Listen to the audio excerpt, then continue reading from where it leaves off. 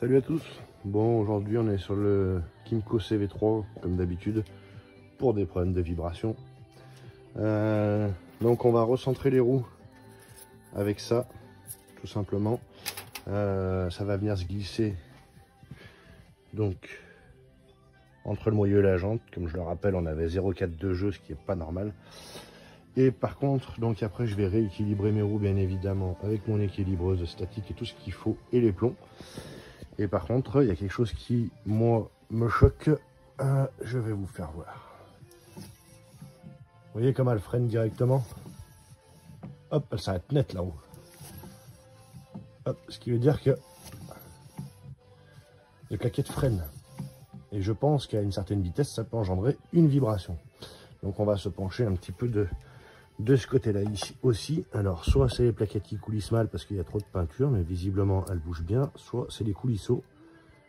Soit c'est les coulisseaux qui merdent. Et eux, je trouve qu'ils sont quand même un peu durs. Donc, on va jeter un œil à tout ça.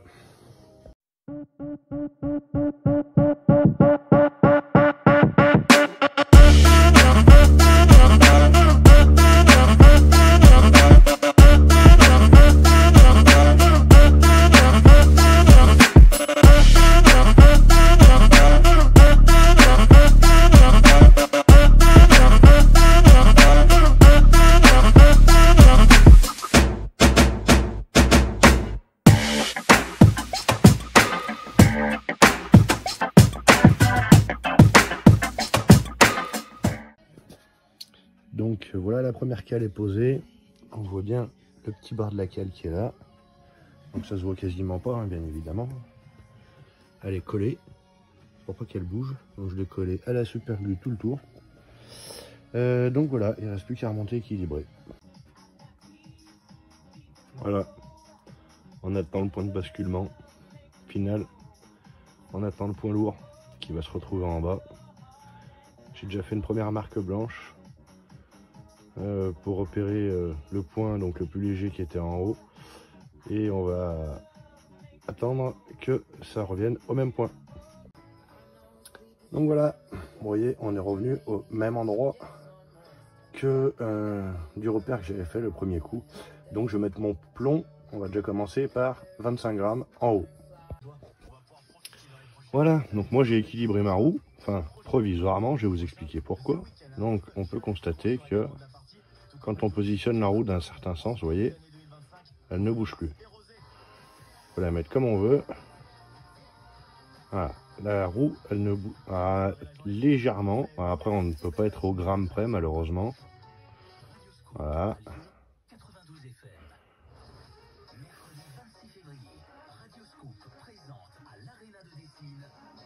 Vous voyez, elle bouge plus.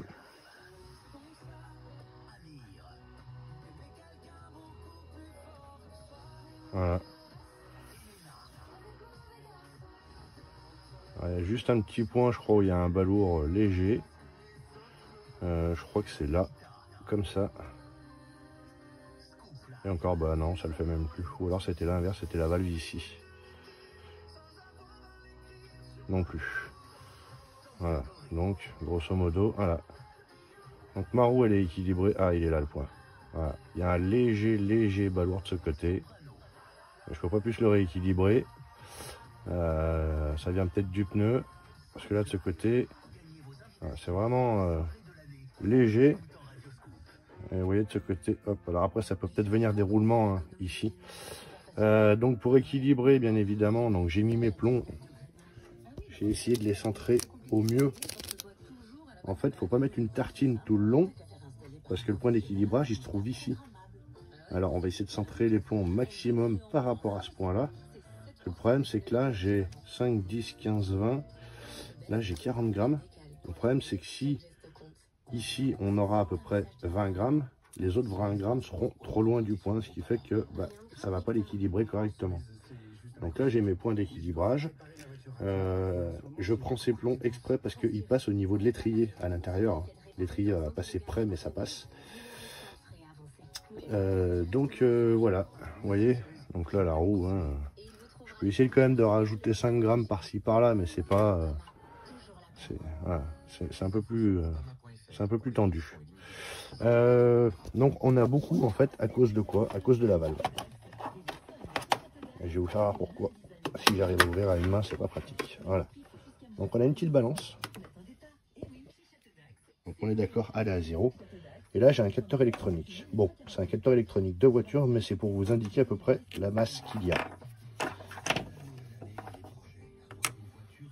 Vous voyez déjà le capteur, lui, fait déjà presque 11 grammes. On va rajouter une valve, parce qu'évidemment il en faut une. Voilà, on a plus de 20 grammes. Donc ce qui veut dire déjà que sur les 40 grammes que j'ai ici, j'ai déjà 20 grammes ici. Et sachant que le pneu, le point le plus léger, c'est le point jaune qui est ici face à la valve. Donc le point le plus lourd est de l'autre côté. Donc vous imaginez déjà le temps, le poids qu'il y a pour équilibrer. Allez, je continue, je me fais l'autre roue. Bon, j'ai nettoyé les coulisseaux là, à l'intérieur là, avec les petits caoutchoucs là. Hein, voilà, il y avait une graisse comme ça là. Ça là, j'ai jamais vu une graisse aussi collante. Je me demande comment ça faisait pour coulisser avec ça. Donc, on va mettre de la graisse exprès au graphite ou au lithium, qui est très bien aussi. Donc voilà, moi j'utilise ça comme graisse, graisse universelle au lithium.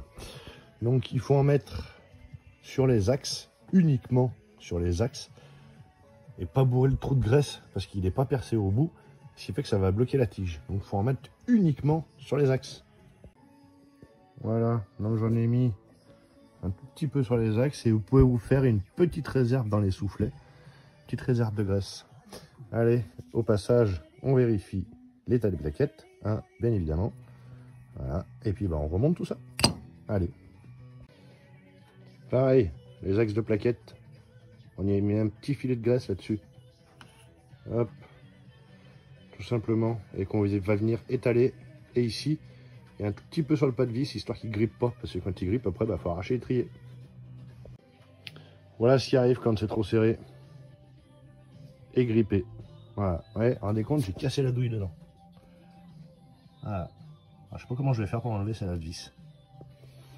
Mais en tout cas, je suis coincé là. Ça y est, j'y suis enfin arrivé. Donc on a la première qui est là. Et puis l'autre a été collée celle-là. Alors je sais pas si, on va y voir, vous voyez c'est tout blanc. Donc ça va être rempli d'oxydation. C'est de la vraie merde en fait ces guides. J'ai rentré une douille en forge, j'ai été obligé de repercer parce que ça avait usé le truc. Je me suis fait chier, j'ai essayé de souder. Ce qui fait que je pense que ça a aidé un peu parce que ça a décollé, ça a chauffé la pièce, mais vous voyez dedans. Vous voyez, ça c'est toute l'oxydation entre le fer et l'alu. Voilà. Voilà pourquoi il faut vraiment mettre de la graisse et pas trop y serrer parce que sinon ça reste collé. Donc voilà, et je vais remonter ça provisoirement, essayer d'y cirer au mieux, puis je vais changer les guides. Mais une fois graissé, il ne devrait plus y avoir de soucis. Donc je vous invite vraiment à le faire. Hein. Desserrez vos axes au moins et vous les remontez avec de la graisse, même si vous ne faites pas tout le reste, tout ce que j'ai fait. Faites ça au moins, parce que le jour où vous voulez changer votre plaquette, vous êtes foutu. Allez, on continue. Voilà, donc le résultat final. Donc les roues sont équilibrées. Si j'ai de la lumière là, hop, je vous fais voir quand même comment j'ai équilibré. Donc voilà, la roue avant gauche, donc j'ai 25 et l'autre j'ai un peu plus, j'avais 40 je crois. Donc voilà comment j'ai équilibré là et là, comme ça ça se voit pas de l'extérieur, c'est le mieux centré possible. Et ma roue voilà, elle s'arrête plus, elle freine plus toute seule comme avant, du fait que j'ai refait les étriers. Hein. Donc bien évidemment, j'ai resserré mes vis qui sont là, j'ai fait mes petits marquages blancs pour être sûr que ça ne bouge pas. Voilà, vérifierai de temps en temps et je vais commander les vis. J'ai fait ça de chaque côté, donc maintenant je vais tout serrer correctement et puis il n'y aura plus qu'à faire un essai. Bon voilà, cette journée se termine. Donc j'ai réussi à équilibrer mes roues correctement, j'ai réussi à décoincer mon étrier. Je vais essayer de trouver les axes, mais je pense que ça se trouve assez facilement parce que c'est des plaquettes de 125 et de 250 qu'il y a dessus, donc les étriers aussi, donc ça se trouve je pense assez facilement, donc je vais essayer de trouver ça. Donc pour centrer la jante, donc j'ai acheté une bande comme ça en inox de 0,2 mm d'épais. Donc je l'ai pris au pied à coulisse, elle fait exactement 0,24 environ. Donc je vous mettrai bien évidemment le lien en description pour ça. Pour ce qui est de l'équilibrage, donc les plombs, vous avez dû y voir, je les ai achetés chez ProVulca, super entreprise, très très bien.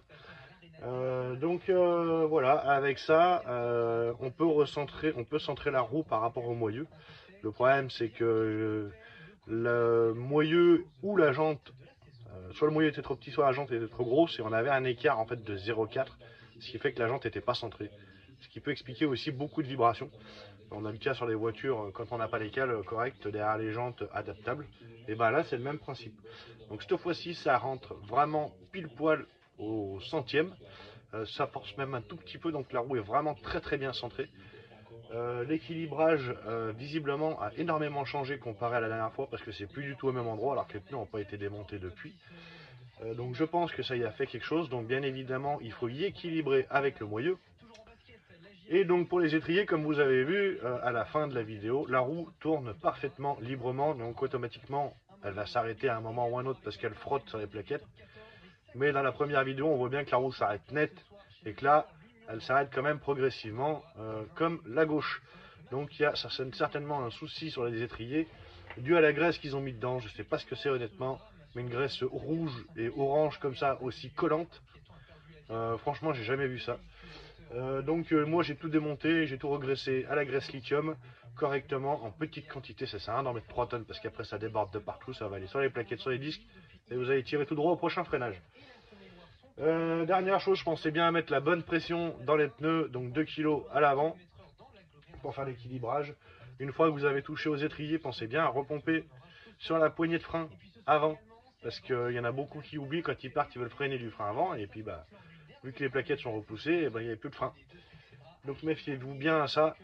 Au niveau du serrage au couple, les axes d'étrier, les axes de plaquettes, là, je me suis fait chier à démonter, qu'il y en a un qui était grippé, 15 Nm. L'étrier, la fixation d'étrier avec les vis de M8, 25 Nm. Les jantes, 70. Et l'axe principal qui tient moyeu suspension, 130. Voilà, cherchez pas à serrer plus et ne serrez pas plus parce que déjà on a des roulements, ça va les éclater. Et derrière le moyeu, on a le capteur ABS qui est monté sur une plaque en plastique, enfin plastique très dur, je sais pas exactement ce que c'est. Mais voilà, donc le problème c'est que si vous serrez trop fort, vous allez éclater la bague, donc il faudra changer après la bague du capteur. Voire peut-être le capteur, hein, j'ai pas fait attention comment c'était fait. Mais voilà, et ben écoutez, sur ce, j'espère que cette petite vidéo courte, enfin ces morceaux de vidéo vous ont aidé. Et puis, et ben moi je teste ça dès lundi, voilà, parce que ce week-end je peux pas. Allez, ciao!